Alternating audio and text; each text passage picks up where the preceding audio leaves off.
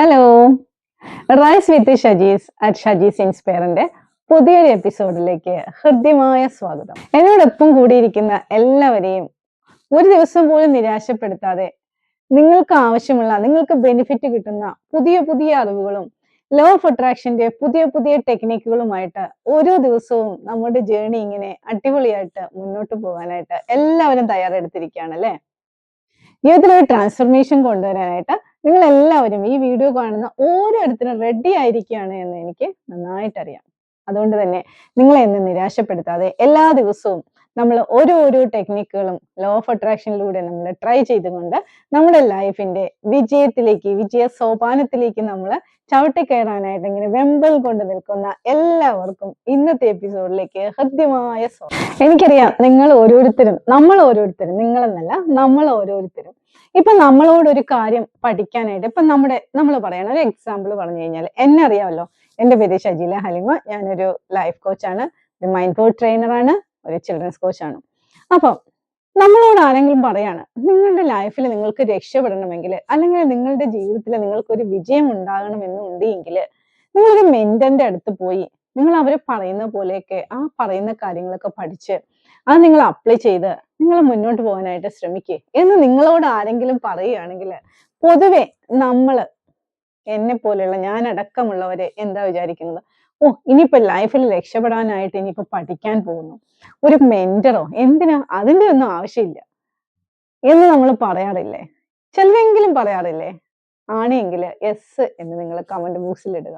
അതായത് നിങ്ങൾ ഒരു മെന്ററിനെ തിരഞ്ഞെടുക്കുമ്പോൾ ആ ഒരു മെന്റർ പെർഫെക്റ്റ് ആയിട്ടുള്ള ഒരു മെന്റർ, ആ മെന്ററിന് ഒരു വാല്യൂ കൊടുത്തുകൊണ്ട് അവരുടെ ആ ഒരു ഫീസ് കൊടുത്തുകൊണ്ട് പഠിക്കാൻ നിങ്ങൾ റെഡി ആയിട്ടുണ്ടോ?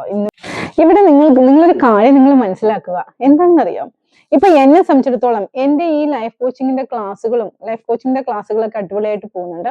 ഈ ലൈഫ് കോച്ചിങ്ങിന്റെ ക്ലാസ്സുകളും മറ്റുള്ള പഠന രീതികളും എല്ലാം എന്നെ സംബന്ധിച്ചിടത്തോളം ഞാൻ എക്സ്പീരിയൻസിൽ നിന്നും ഉരുത്തിരിഞ്ഞു വന്നതാണ്. എൻ്റെ സ്വന്തം എക്സ്പീരിയൻസിൽ കൂടി എൻ്റെ അനുഭവങ്ങളാണ് എൻ്റെ ഓരോ ക്ലാസ്സും എന്ന് പറയുന്നത്. എങ്ങനെയാണ് നമുക്ക് ലൈഫിൽ രക്ഷപ്പെടാൻ പറ്റുന്നത്? നമ്മൾ അത്രയും കിടന്ന് സ്ട്രഗിൾ ചെയ്ത് ഓരോ ദിവസവും ജീവിക്കാൻ വേണ്ടി കഷ്ടപ്പെട്ട് അതിന്റെ പിന്നാലെ ഇങ്ങനെ നമ്മൾ പൈസയ്ക്ക് വേണ്ടിയിട്ട് അതിന്റെ പിന്നാലെ ഇങ്ങനെ ഓടി നടക്കുന്നു. എത്രയൊക്കെ നമ്മൾ ഉണ്ടാക്കാൻ ശ്രമിച്ചിട്ടും നമ്മൾ വിചാരിക്കുന്ന ഒരു ഫിനാൻഷ്യൽ സ്റ്റെബിലിറ്റിയിലേക്ക് നമ്മൾ എത്തുന്നില്ല. അപ്പം ഈ വീഡിയോയിൽ കൂടി ഞാൻ നിങ്ങളുമായിട്ട് ഷെയർ ചെയ്യുന്നത് നമ്മുടെ ജീവിതത്തിൽ നമുക്ക് വിജയിക്കാൻ വേണ്ടുന്ന ചില ടിപ്സുകൾ, അത് ഞാൻ എന്തൊക്കെയാണ് എൻ്റെ ലൈഫിൽ അപ്ലൈ ചെയ്തത്, എങ്ങനെയാണ് ഞാൻ ഒരു സക്സസ്ഫുൾ ലൈഫിലേക്ക് ഞാൻ എത്തിയത്. ഇപ്പോഴും ഞാൻ സക്സസ്ഫുൾ ആയിക്കൊണ്ടിരിക്കുകയാണ്. ഞാനൊരു 100% സക്സസ്ഫുൾ ആയിട്ടില്ല, അതിലേക്കുള്ള ജേർണിയിലാണ്, ഞാൻ അതിലേക്ക് പോയിക്കൊണ്ടിരിക്കുകയാണ്. ഒരു സാധാരണ ഒരു കോർപ്പറേറ്റ് വുമനിൽ നിന്നും ഒരു മില്യനെയർ എന്നുള്ള ഒരു ലെവലിലേക്ക് എത്താനായിട്ട്, ഈ മില്യനെയറിലേക്ക് എത്താൻ ഇനി കുറച്ചും കൂടി ഒരു മേ ബി നെക്സ്റ്റ് മന്ത് ഇൻഷാ അല്ലാഹ്. അപ്പോൾ അതിലേക്ക് എത്താനായിട്ട് എന്നെ സഹായിച്ച, ഞാൻ തിരഞ്ഞെടുത്ത ടിപ്പുകളും മാർഗങ്ങളും ഒക്കെയാണ് എൻ്റെ സ്റ്റുഡൻസിനൊക്കെ ഞാൻ പറഞ്ഞു കൊടുക്കുന്നുണ്ട്. അതൊക്കെ തന്നെയാണ് ഈ വീഡിയോയിൽ കൂടി നിങ്ങളുമായിട്ട് ഞാൻ ഷെയർ ചെയ്യുന്നത്. ഒന്നാമതായിട്ട് നിങ്ങൾ ശ്രദ്ധിക്കേണ്ടുന്ന ഒരു കാര്യം എന്ന് പറയുന്നത് ടൈം മാനേജ്മെന്റ് ആണ്. ടൈം മാനേജ്മെന്റ് എങ്ങനെ നമുക്ക് ചെയ്യാം എന്നുള്ളതിനെ കുറിച്ച് ഞാൻ നെക്സ്റ്റ് ഡേയിൽ ഞാനൊരു ചെറിയ വീഡിയോ നിങ്ങൾക്ക് വേണ്ടിയിട്ട് ചെയ്യാം. അപ്പൊ ഈ ടൈം മാനേജ്മെന്റ് അത് പ്രത്യേകം നിങ്ങൾ ശ്രദ്ധിക്കുക. നമുക്ക് കിട്ടുന്ന ടൈമും, ഇപ്പം ലോകത്തിലെ ഏറ്റവും വലിയ പണക്കാരനായ ഇലവൺ മസ്ക്, അദ്ദേഹത്തിന് കിട്ടുന്ന സമയവും ഒന്നാണ് അല്ലെ? 24 hours തന്നെയാണ് എല്ലാവർക്കും ഉള്ളത് അല്ലെ? അപ്പം ഈ ടൈം മാനേജ്മെന്റ് നമ്മൾ പെർഫെക്റ്റ് ആയിട്ട് വൈസായിട്ട് നമ്മൾ യൂട്ടിലൈസ് ചെയ്യുക എന്നുള്ളതാണ് നമ്പർ 1 എന്ന് പറയുന്നത്. കഴിഞ്ഞുപോയ സമയങ്ങളെ ഒന്നും നമുക്ക് തിരിച്ചു കൊണ്ടുവരാനായിട്ട് പറ്റില്ല അല്ലെ? നമ്മൾ ചെയ്യേണ്ടുന്ന കാര്യങ്ങൾ നമ്മൾ ചെയ്യേണ്ടുന്ന സമയത്ത് ചെയ്തു കഴിഞ്ഞാൽ ജീവിതം അടിപൊളിയാകും. സമയത്തിന്റെ പുറകിലേക്കുള്ള യാത്ര എന്ന് പറയുന്നത് അത് ഒരാൾക്കും സാധ്യമല്ല. നമ്മൾ എന്താ ചെയ്യണം? സമയത്തെ മാനേജ് ചെയ്യാനായിട്ട് നമ്മൾ പഠിക്കണം. അപ്പോൾ നമുക്ക് ജീവിതം വളരെ അടിപൊളിയാകും. ഈ ബുദ്ധിമുട്ടും സ്ട്രഗിളും ഒന്നും വരുത്തില്ല.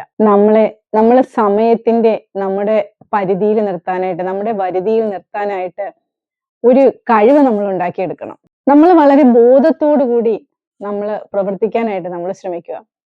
ടൈം മാനേജ്മെന്റ് ആണ് ജീവിതത്തിലെ ഏറ്റവും വലിയ ഒരു അസറ്റ് എന്ന് പറയുന്നത്. നമുക്ക് ജീവിതത്തിൽ വിജയിക്കണോ, നമ്മൾക്ക് ജീവിതത്തിൽ നമ്മൾ ഉദ്ദേശിക്കുന്ന ഒരു ലക്ഷ്യത്തിലേക്ക് എത്തണോ, തീർച്ചയായിട്ടും നിങ്ങൾ ടൈമിനെ പ്രത്യേകം ശ്രദ്ധിക്കേണ്ടതുണ്ട്. രണ്ടാമത്തെ കാര്യം എന്ന് പറയുന്നത്, ജീവിതത്തിൽ ഒരുപാട് പേർക്കും ഗോൾസ് ഉണ്ട്, സ്വപ്നങ്ങളുണ്ട്, ലക്ഷ്യങ്ങളുണ്ട്.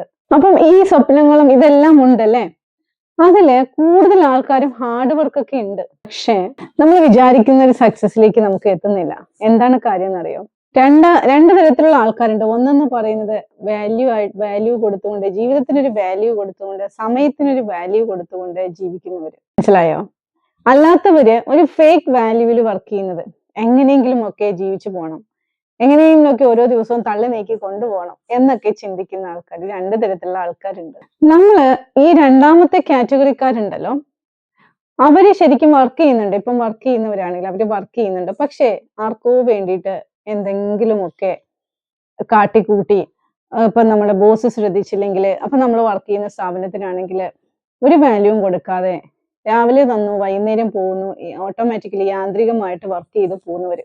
ഇനി ആദ്യത്തെ കാറ്റഗറിക്കാരാണെങ്കിൽ വളരെ ആത്മാർത്ഥതയോട് കൂടി അവർ ആ സ്ഥാപനത്തിന് നന്ദി പറഞ്ഞ്, ആ ഒരു ജോലി കിട്ടിയതിന് നന്ദി പറഞ്ഞ്, ഓരോ ദിവസവും ഭയങ്കര ബ്ലെസ്ഡ് ആയിട്ട്, അതൊരു ബ്ലെസ്സിങ് ആണ്, ഓരോ ദിവസവും എനിക്ക് കിട്ടുന്ന ഓരോ ബ്ലെസ്സിങ് ആണ് എന്ന് മനസ്സറിഞ്ഞുകൊണ്ട് ഗ്രാറ്റിറ്റ്യൂഡോട് കൂടി, ഗ്രേറ്റ്ഫുൾനെസ്സോട് കൂടി ജീവിക്കുന്ന ആൾക്കാർ. നമ്മുടെ ജീവിതത്തില് പല പല അവസരങ്ങൾ നമ്മൾ പോലും അറിയാതെ നമ്മളിലേക്ക് എത്തുന്നുണ്ടാവും. പക്ഷെ നമ്മളത് തിരിച്ചറിയുന്നില്ല, നമ്മൾ കോൺഷ്യസ് ആയിട്ട് ഇരിക്കുന്നില്ല. അതാണ് പ്രശ്നം. നമ്മൾ ആ അവസരങ്ങൾ വരുമ്പോൾ നമ്മളത് ഒഴിവാക്കി വിടുക ചെയ്യുന്നത്. അതൊരു അവസരമാണ് എന്ന് നമ്മൾ ചിന്തിക്കുന്നില്ല. അതാണ് ഏറ്റവും വലിയ ഒരു മിക്കവാറും ആൾക്കാരുടെ ഒരു പരാജയം എന്ന് പറയുന്നത്.